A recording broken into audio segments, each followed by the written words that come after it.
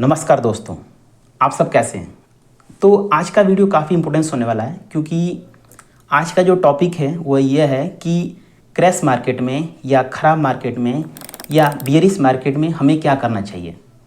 तो इस चीज़ को समझाने के लिए मैं एक उदाहरण रखता हूँ। वो उदाहरण ये है कि एजम्पशन कीजिए कि आप एक समुद्र यात्रा पर गए हैं।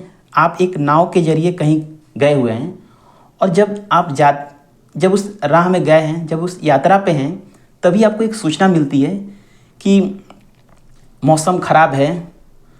और इस सूचना को सुनते ही आप ऐसी गलती कभी नहीं करेंगे कि आप तुरंत उस नाव से उतरेंगे और आप उस जो भी ख़राब कंडीशन उससे बचना चाहेंगे।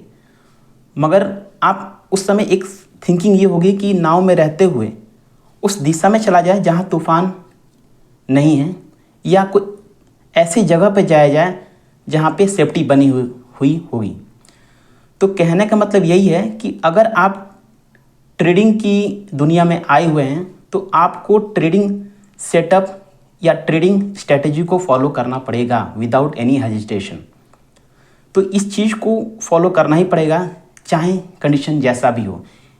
एक ट्रेडर के लिए स्ट्रेटजी के जो रूल्स होते हैं वही उसके लिए एक हथियार है, जिसके थ्रू वो आगे लड़ेगा और उसको यूज़ करके वो अपनी सेफ्टी बनाएगा। तो जब हम स्ट्रेटजी की बात करते हैं तो इस स्ट्रेटजी में होता ही है कि आपको बहुत सारी स्टेप बाय स्टेप चीज़ें आती हैं।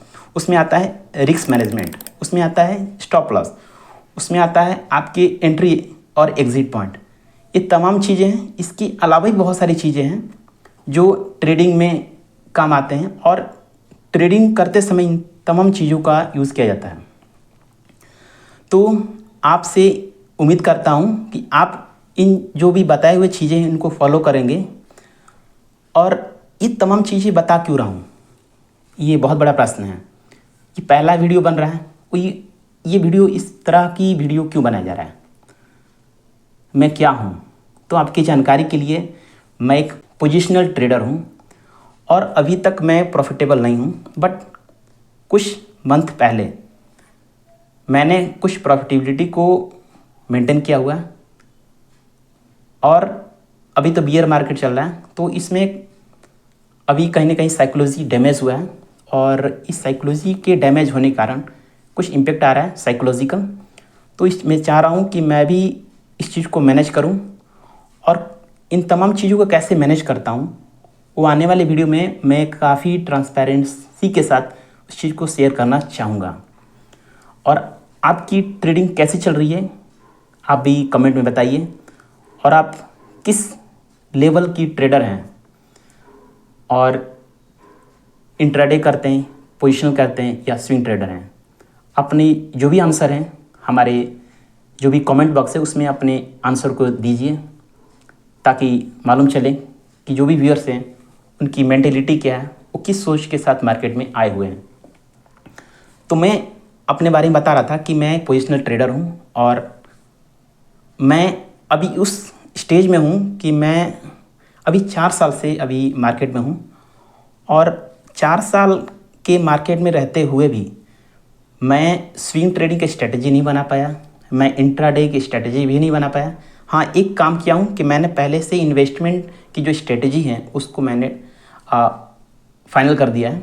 बट कहीं ना कहीं एक पैसे की एक लिमिटेशन बनती है, जिसके लिए मुझे कहीं ना कहीं एक छोटा टाइम फ्रेम पे आना पड़ा, जो हमारा पोजिशनल ट्रेडिंग है। तो इसके वजह से अभी सब कुछ डिफाइन हो गया, स्ट्रेटजी सब कुछ है। बट अभी स्ट्रेटजी को अप्लाई कर रहा हूँ, और जैसे जैसे जो चीज़ें जानकारी या जो भी मार्केट से आती हैं, प्रॉफिटेबिलिटी से रिलेटेड, साइकोलॉजी से रिलेटेड, तो इन तमाम चीज़ों की जानकारी मैं आपके सामने बताने की कोशिश करूँगा। और उम्मीद करता हूँ आपको आज का वीडियो काफ़ी अच्छा लगा। तो मिलते हैं किसी नेक्स्ट वीडियो में। धन्यवाद।